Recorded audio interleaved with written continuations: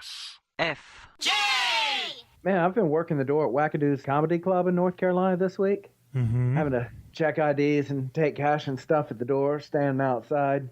Let me tell you, man, it's been chilly like a river monkey. Chilly like a river monkey? The hell are you talking about? You know, chilly like a river monkey.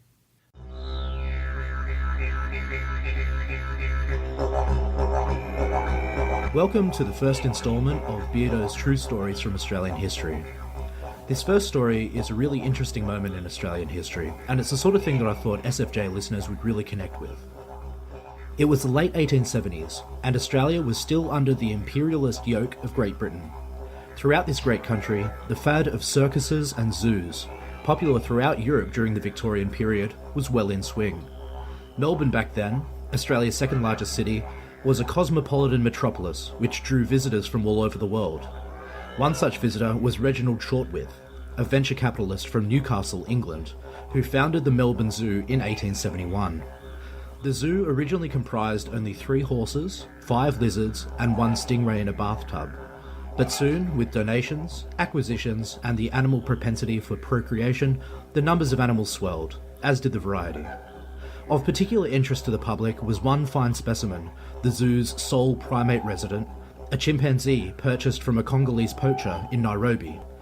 The chimp was a young male called Stumpy, because of having lost the index and middle fingers of his right hand, allegedly in a revenge attack from an older chimp after an argument over the possession of a pawpaw fruit in his homeland.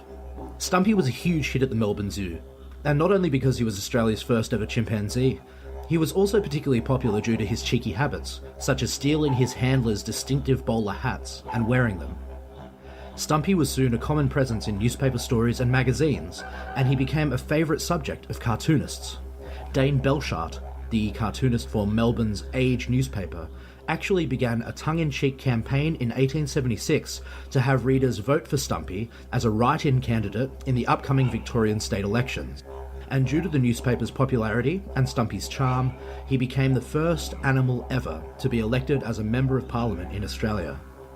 His full title became the Honourable Stumpy, Member for Brunswick District.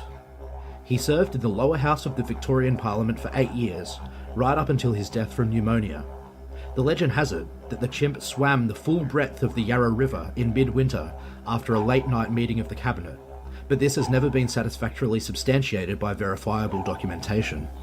Still, this event is the origin of the famous Australian saying, "chilly like a river monkey," which was also used as a serving suggestion on cans of Foster's beer in the 1960s and 1970s.